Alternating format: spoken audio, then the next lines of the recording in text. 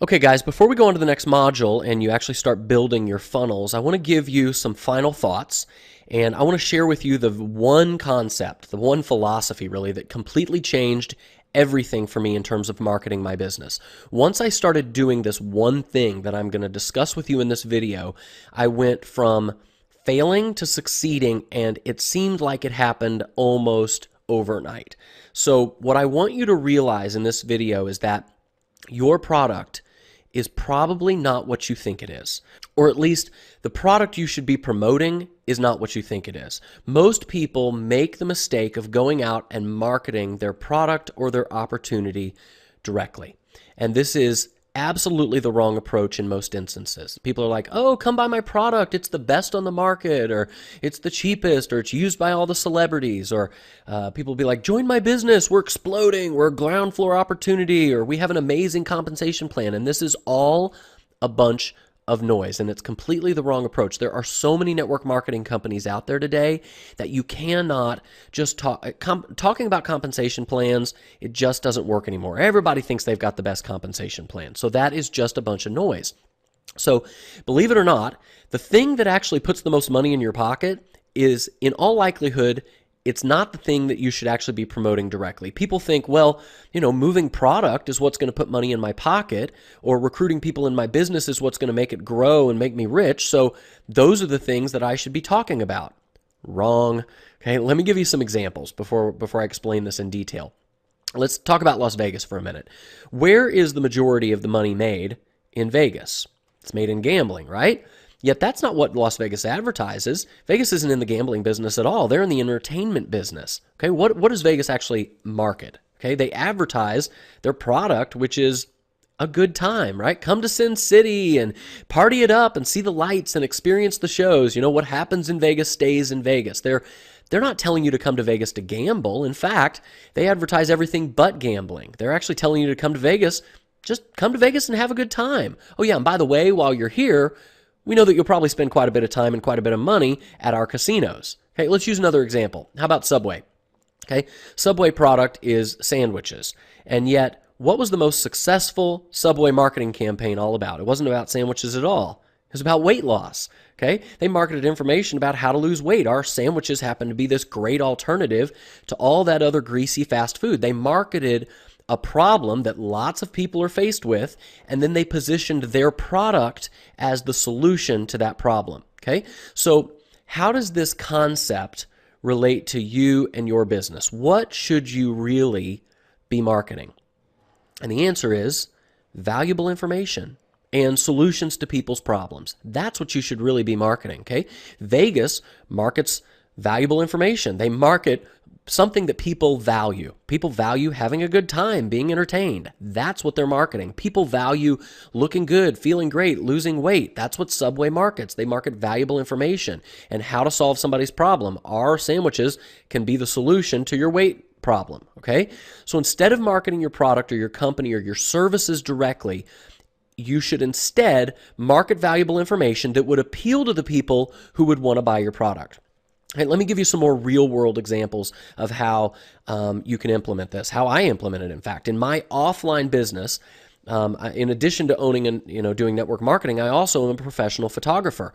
Now, what is it that makes me the most money in my photography business? It's booking weddings, booking portrait sessions, and selling pictures. But if I want to attract a bride to my studio, what's the best way for me to do that? Is it better for me to say, oh, come to my studio because my pictures are the best and the prettiest? Or is it better for me to put out valuable information that would attract a bride to me and then market my photography on the back end of that valuable information? Okay, how would I do that? Well, I might write an article about the most stunning wedding gowns of last year. Or I might make a Facebook post about the best florists in town, or the best colors or themes for a wedding. Okay, those are things that a bride is interested in. And then, oh yeah, by the way, while you're reading this informational article, here's some photos we took of all those really stunning wedding gowns or those incredible flower arrangements. We've then positioned ourselves as an expert in the field of wedding photography. We've made a connection by giving the bride valuable information that she's interested in, and all at the same time, we've exposed that prospect to our photography. All because we decided to market valuable information first and not to market our product or our service directly. Okay. Most of our competitors are out there doing it completely backwards. Okay. They're out there going from the approach of, look at me, look at my pictures, look how wonderful they are, and just trying to get exposure for their pictures. Instead, we're thinking about the customer's interest. We're thinking about what a bride would be passionate about, what problems she might have that she needs to be solved, and we're marketing toward that information. Our photography is completely secondary to that, okay? Our photography is sold on the back end of the value that we provide. And you know what? We're actually one of the top studios in our area because we employ this approach. Now, let me give you another example. Let's say that a realtor is trying to attract more residential buyers. She might make a video discussing the 7 questions that every person should ask their realtor before they purchase a home. Or she could put out a free report on the 5 biggest mistakes that homeowners make when they try to sell their home, or the top 5 things you can do that'll sell your home faster than anyone else on your block. That's value. That's what your target market is looking for, and that's how you attract the people to you that you want to attract to you. Okay, position yourself as an expert and as someone that they trust. And most importantly, you're going to make a connection with those people through that process, which should be your primary goal from the beginning of any marketing campaign anyway. Okay, this is the exact reason why places like Home Depot might put on a free clinic on how to lay tile. By leading with value and education, they can then say, here's how to lay tile, here's the tile we recommend, here's the mortar you should use, here's what tools will help you get the job done the fastest. Oh yeah, by the way, Home Depot happens to have tile and mortar and the tools you need over in aisle 15. And while people come to Home Depot for this clinic to get education, they're probably pretty likely to walk away buying the tools and supplies that they need from that place too. Okay, so I think I've given you some pretty good examples to drive my point home, but I know I've talked on this for a while, but I really want to make sure you get this because it is incredibly important. So maybe you're asking, well, that's all great, Tyson, but I'm not a realtor, I'm not a photographer, I'm in a network marketing company. How do I implement this strategy in my network marketing company? Well, you first ask yourself, who is it that you're trying to attract? Who is it you're trying to appeal to? If you're trying to appeal to product users, for example, then you need to ask yourself, what problem does my product solve?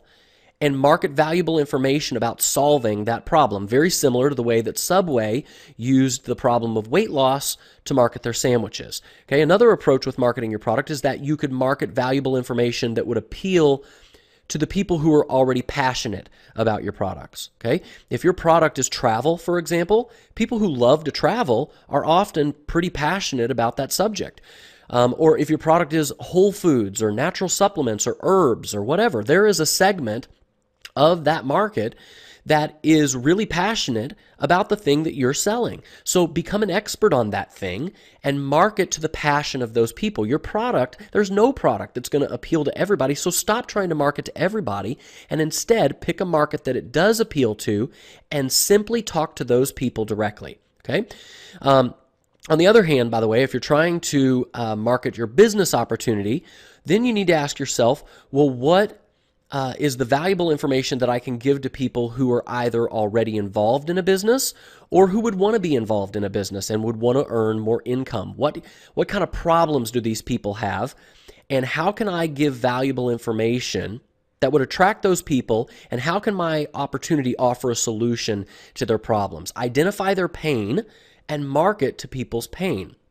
And another strategy actually is that you can market stories, okay? This is something that not a lot of people talk about, not a lot of people teach, but find out what professions the top earners in your company used to be involved in before they became the top earners in your company. Were they involved in construction or real estate, or were they a store clerk, or was it a single mom? Every one of these success stories gives you a brand new market, a brand new avatar that you can appeal to, because there's nothing more powerful to a struggling mom than the story of another single mom who's already found success, right? And by the way, you can make multiple funnels to talk to each one of these people. If you're talking to a single mom, you may make a separate funnel that really targets and talks to her separately. Or if you're talking to product users who are passionate, you might make a funnel that targets those people differently than you would somebody who just needs their problem solved, okay? It really depends on, the more targeted you can make your message, the more success you will have in marketing. All right, guys, I've really gone on fairly long in this particular video, but these are just a few ideas. But the main idea here is that you can either market to people's pain or you can market to their passion. Both of them are incredibly effective. So start by identifying what your target market's pain points are and then offer a solution, or identify what your target market is passionate about and market valuable information toward that passion. But whatever you do, stop marketing your product or your opportunity directly, because while people love to buy, they hate to be sold to. So if you go out and you keep shoving your product or your opportunity down people's throats, you are going to continue to struggle. I guarantee it. So I've given you some really powerful stuff here. So take this information with you as you go to the next module and you start building your funnels, and implement this strategy as you start putting your funnels in place. Good luck. Talk to you the next one.